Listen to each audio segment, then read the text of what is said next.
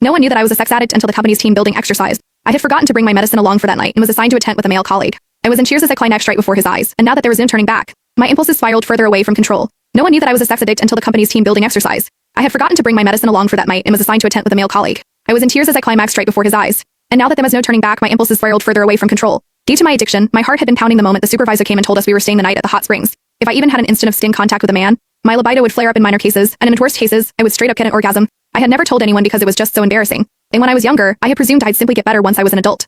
That was until I realized the symptoms were getting even more out of control, and there was that one time I almost moaned out loud in public. Fighting back the embarrassment that almost killed me, I went to the doctor and got some medicine. However, I had forgotten to bring my medicine as this team building exercise was organized out of the blue, and very far from my home. Even as I fought against the fear eating me inside, warning myself to restrain myself and stay well behind, our supervisor suddenly announced, "Sorry guys, all the rooms have been booked till we have tents. There aren't many, so we're just afraid to have to make do. Ruth, you're going to Dean's tent." And that was how we got to the situation right now, me, a sex addict with no meds within reach, following the burly man into the tent. I did my best to keep to a corner in the tent, biting my lip and closing my eyes, while telling myself to fall asleep as soon as I could before the last dosage lost effect. But that was when Dean came to me. "What's wrong?" he asked. I could feel his body warm from my back and my skin was already crawling. "Nothing. Please, just stay away from me." But even as the stimulation extended from my skin to the rest of my body, I knew the pain was coming. I checked my phone and only saw that it was midnight 6 hours since I had last taken my pills. It was losing effect soon. Soon my whole body was shuddering, while there was a warm stream gushing out between my legs. I kept my head buried between my legs and did my best not to look at Dean.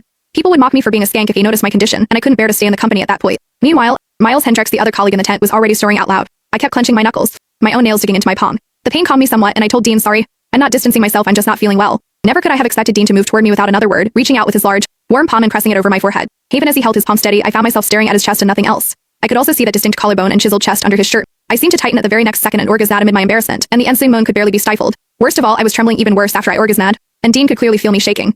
"That's strange. Why are you so flushed? You don't even have a fever," he murmured, not giving up, feeling my forehead and cheeks just then. I trembled even more and turned my face away, but it was the back of the tent right behind me. Having nowhere else to go, I clenched my jaw so I wouldn't moan again, even as I decided I couldn't stay in this sealed room when all I could saw was Dean. He wasn't a smoker, so his faint soapy and hormonal scent was especially recognizable. I could feel all the pores around my opening as the orgasm left me painfully sensitive to everything. In the heat of the moment, I pushed Dean away and sent him stumbling backward, while I scrambled to crawl out of my tent, not caring that my skirt was short, exposing my wet panties right in front of his eyes. He probably turned away to stop himself from staring, but he was no brat either. Seemingly struck with a thought, he followed me, even as I lost control over my body. The fire in my loins was ablaze, and I had never felt libido this violent. All I could think about was Dean's collarbone under his white shirt, his Adam's apple, his healthy-hued skin, and even his warm palm. At that point, I had barely made a few more steps before I dropped to my knees, my sex drive overwhelming me to the point I couldn't feel my knees painfully hitting the ground. Dean promptly chased me down, trying to keep me on my feet while asking, "What's wrong?" I somehow had this feeling that if anyone else had fallen sick and dropped on his knees, he wouldn't hesitate to help them. He was usually quiet back at the office, but also always very reliable. But the more helpful he was now, the more skin contact we would have, even as the stimulations in my body got worse. I could feel my own legs stiffening, the waves of thrill keeping me off my feet. I did my best to stay quiet, or I had no explanations if someone was woken up. I bit my teeth as I wrapped my arms firmly around his waist, leaning on him to stand.